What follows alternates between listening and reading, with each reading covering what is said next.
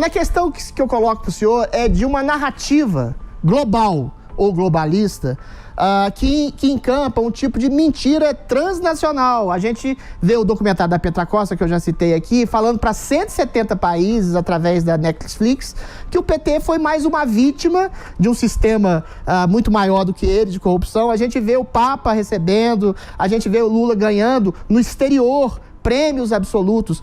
O que explica essa assimilação no mundo, no exterior, a bandidos? Eu vou lhe dizer uma coisa. A KGB foi a maior organização de qualquer tipo que já existiu no mundo. O orçamento da KGB é tão grande que o próprio Congresso soviético não sabia qual era o tamanho do orçamento da KGB. A KGB faz o que quer. Você vê, aqui no Brasil, até hoje o pessoal fala os americanos interferiram no golpe de 64 e não dão o nome de um único agente da CIA lotado no Brasil na época. Veja, daí aparece o livro do Mauro Abranches, dando o nome de 3.000 agentes da KGB que estavam no governo. E até hoje todo mundo faz de conta que não tinha KGB nenhum. O poder desta coisa é descomunal. Por exemplo, a KGB dominou o cinema americano a partir dos anos 40, através da escola de roteiristas chefiada por John Howard Lawson, que ensinava aos caras como é que se faz. Não faça filme comunista, você faz um filme normal e tem uma mensagenzinha comunista no meio. Todo filme americano, desde a época, tem isso. Todo. A longo prazo, essas mudanças culturais, os efeitos delas são imperceptíveis no primeiro momento e só se tornam notáveis ao fim de décadas. Como, por exemplo, se você dissesse nos anos 50, 60, olha, daqui meio século será possível criminalizar o cristianismo no Ocidente, exatamente como criminalizaram na União Soviética. Todo mundo ia dizer, não, é mentira. Mas hoje, por toda parte, o cristianismo é criminalizado. Você está entendendo? Como é que foi isso? Foi a mudança cultural profunda que vai preparando o terreno para isso. É uma operação muito lenta e muito sutil. Isso foi coordenado pela KGB mesmo. A documentação sobre isso é imensa.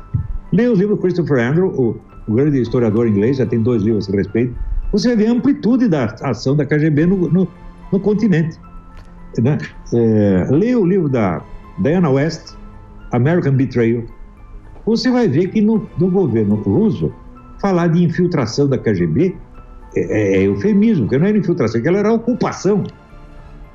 Mas, por professor, exemplo, quando formaram a CIA nasce do antigo OSS, Organização de Serviços Secretos, formado durante a guerra. Durante a guerra, a União Soviética era aliada dos Estados Unidos, então não se fiscalizava a entrada de comunistas. Quando formaram a CIA, era a antiga OSS, estava cheio de comunistas lá. Quer dizer, a CIA estava lá para favorecer a União Soviética. Por exemplo, a ajuda que os Estados Unidos deram para a União Soviética é um negócio descomunal. Se você pegar tudo que eles deram para todos os países aliados da Europa, não dá 1/10 do que deram para a União Soviética, que nunca devolveu um tostão.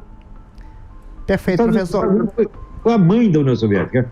Mas o senhor ainda acha que a KGB é atuante de maneira incisiva? O senhor não acha que existe um esquema, como o senhor mesmo diz, globalista, financiado por metacapitalistas, que inclui um tipo, que incidem num tipo de ideologia pseudo-humanista ou criptocomunista? Como é que atuam essas forças secretas que impõem esse tipo de mentira global em escala mundial? Eu já expliquei isso no meu debate com o professor Dugin, onde eu disse que existem 3 grandes esquemas globalistas. Primeiro, você tem o esquema ocidental, que é o pessoal de Davos, né, todas essas fundações que eu tenho falado, George Soros, o pessoal da Microsoft, toda essa gente aí. Em segundo, você tem o esquema russo-chinês, que é do antigo Partido Comunista. Em terceiro, você tem o esquema islâmico, que também, os 3 são mundiais.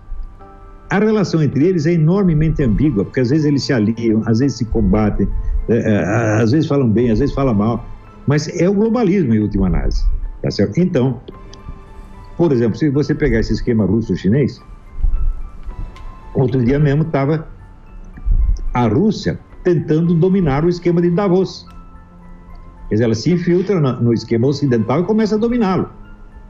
Quer dizer, o esquema que era inimigo ou concorrente, de repente se torna o esquema dela.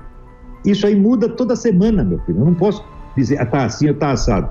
A gente, quando recebe as informações, já com algum atraso. Você acaba entendendo o que aconteceu, mas acaba entendendo com atraso. Tá certo? Então, esse esquema globalista, ele no fundo, ele é o mesmo. Tá entendendo? Mas ele tem essas 3 nuances, né?